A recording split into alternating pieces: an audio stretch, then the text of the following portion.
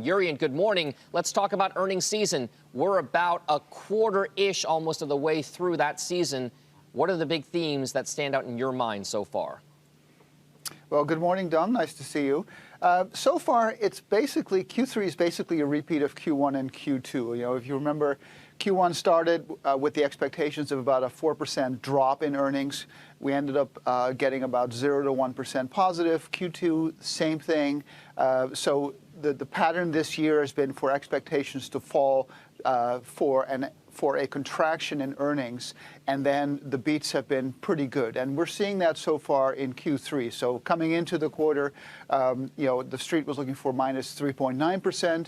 So far, we've bounced that a little bit. About 80+% of companies are beating by an average of 4 percentage points. Very, very typical scenario of what we saw in the first couple of quarters.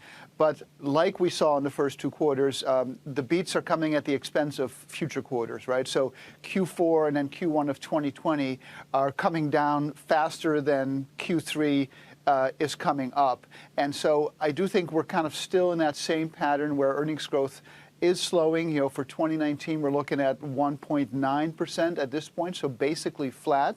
The number for 2020 is 10%. Usually that number will come down in the fourth quarter of the prior year.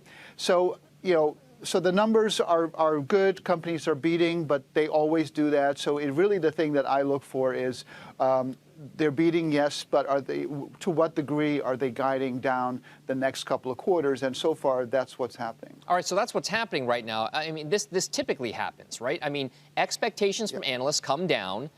Companies modestly and sometimes really beat those lowered estimates. But let's talk about a market that's hovering right near record highs, and we're forecasting right now an earnings decline. What does that mean for a market near record highs? Does that mean we are due to have an earnings story drive a downside to markets? Well, so if you deconstruct the return for the stock market, for the S&P, it's basically dividends plus earnings growth plus changes in the valuation.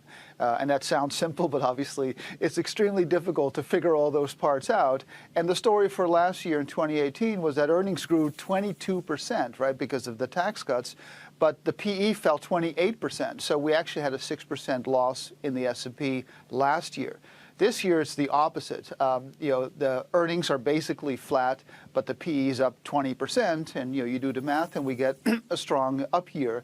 So if earnings growth is slowing to a crawl, then for 2019, it really comes down to the valuation piece, and that's already happening. And then for 2020, if earnings growth is, let's say, 5 to 7%, which I think is probably more realistic than the 10% that's priced in, then you get basically, and if you assume that valuations are kind of full here at 17 times forward earnings, then all you really get is your earnings gain and your dividend next year, which brings you to about 3,200 on the S&P. It's nothing to write home about, but it's also not, the kind of bear market scenario that a lot of people are worried about. Gotcha. So we are at that at that 3,000 level.